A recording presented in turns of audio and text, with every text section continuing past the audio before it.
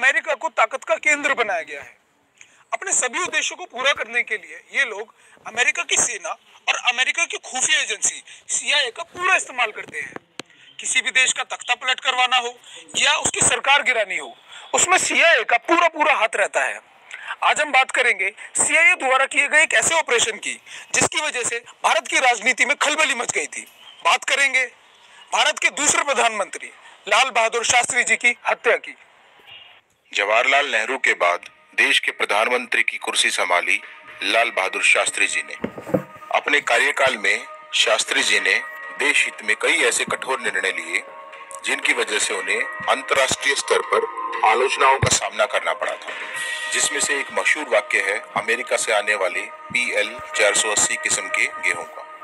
60 के दशक में भारत अनाज की काफी कम उपज कर रहा था, इसीलिए अमेरिका से आयात करवा के PL 480 नाम का गेहूं आया करता था, जिसे वहां जानवर भी नहीं खाते थे।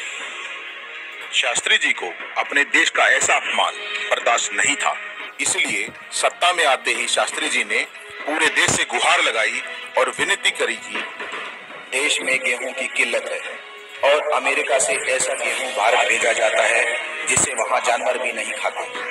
मैं ये गेहूं अमेरिका से आयात करना बंद कर रहा हूं, जिससे देश में गेहूं की कमी हो जाएगी। तो क्या उससे निपटने के लिए आप मेरे साथ हफ्ते में एक दिन हर सोमवार को व्रत रखेंगे? पूरे देश ने एक स्वर में शास्त्री जी के इस फैसले का स्वागत किया, जिसके बाद पूरे देश ने एकजुट होकर पर्याप्त गेहूं का उत्पादन किया और अमेरिका की इस गुलामी से छुटकारा पाया। अमेरिका शास्त्री जी के इस व्यवहार को जानता था और भारत को एक परमाणु ताकत भी नहीं बनने देना चाहता था, लेकिन शास्त्री जी से बिल्कुल विपरीत भारत की सैन्य क्षमता को बढ़ाना चाहते थे, जिसके लिए उन्होंने उस समय के बजट का 25% रक्षा खर्च पर लगा दिया था। रक्षा बजट पर अच्छा खासा खर्च होने की वजह से 1965 के भारत पाकिस्तान युद्ध में भारतीय सेना का मनोबल इतना बढ़ा हुआ था कि वह पाकिस्तान के लाहौर तक पहुंच गई थी और शास्त्री जी ने भी सेना को खुली छूट दे रखी थी। अमेरिका भारत की इस ताकत को देखकर डर गया और उसे यह लगा कि अगर भारत की सेना आगे बढ़ती रही तो भारत पाकिस्तान पर कब्जा कर लेगा और ताकतवर बन जाएगा। अमेरिका ने जानबूझकर इस लड़ाई के बीच में अपनी टांग अड़ा दी और भारत पाकिस्तान के बीच शांति वार्ता की बातें करने लगा। पहली बात तो शास्त्री जी ने अमेरिका की इस बात पर ध्यान नहीं दिया, लेकिन फिर अमेरिका ने संयुक्त राष्ट्र के द्वारा भारत पर दबाव बनाना शुरू किया, जिसके कारण शास्त्री जी को युद्ध विराम करना ही पड़ा। युद्ध विराम के बाद भी अभी तक भारतीय सेना पाकिस्तान की सीमा के अंदर थी और पाकिस्तान का एक बड़ा हिस्सा अभी भी भारत के कब्जे में था। संयुक्त राष्ट्र को ये बात बहुत खटक रही थी, इसलिए उसने एक शांति वार्ता पर दोनों देशों को हस्ताक्षर करने के लिए जोर देना शुरू किया, जिसमें शर्त कुछ ऐसी थी कि पाकिस्तान का जितना भी हिस्सा इस युद्ध में जीत लिया है वो पाकिस्तान को वापस कर दिया जाएगा और भविष्य में भारत और पाकिस्तान शांति कायम रखेंगे।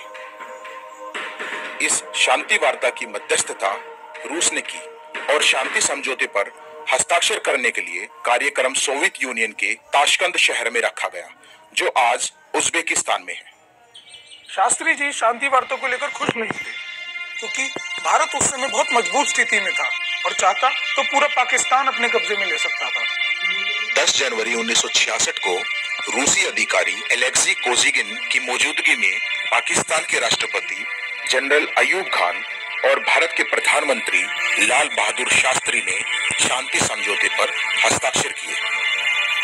इस कार्यक्रम के बाद रूसी अधिकारियों द्वारा एक दावत रखी गई। इस दावत में हल्का फुल्का खाना खाने के बाद शास्त्री जी अपने कमरे में चले गए, जहां उनका सोने का इंतजाम किया गया था। शास्त्री जी का एक नियम था कि वे रात को खाना खाने के बाद एक गिलास दूध जरूर पीकर सोते थे। उनके खाने पीने का ध्यान रखने के लिए उनके साथ एक रसोइया, जिसका नाम रामनाथ था, हमेशा रहा करता था और सभी विदेशी दौरों पर उनके साथ जाया करता था। शास्त्री जी को रात का दूध बनाकर देने का काम भी रामनाथ ही किया करता था, लेकिन उस दिन रूस के अंदर भारत के राजदूत TN कोल के रसोइये ने शास्त्री जी को उनका रात का दूध दिया।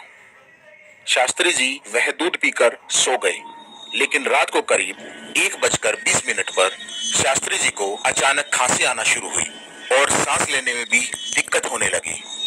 जमीन पर रेंगते हुए शास्त्री जी किसी तरह अपने कमरे के दरवाजे तक पहुंचे ताकि बाहर किसी को मदद के लिए बुला सके, लेकिन षड्यंत्र के तहत शास्त्री जी के निजी सचिव और डॉक्टर समेत सभी के कमरे शास्त्री जी के कमरे से अच्छी खासी दूरी पर रखे गए थे ताकि ऐसी किसी स्थिति में मदद मिलने में देरी हो जाए। लेकिन फिर भी हिम्मती शास्त्री जी अपने निजी सचिव जगन्नाथ साहे के कमरे तक पहुंच जाते हैं और फिर भगदड़ मच जाती है।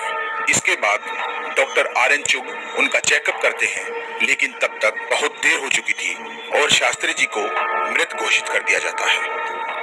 शुरुआत में देखने में ये एक हार्ट अटैक से हुई मृत्यु समझी गई और भारतीय अधिकारी ये मान भी चुके थे कि उनके प्रधानमंत्री की मृत्यु हार्ट अटैक से हुई है।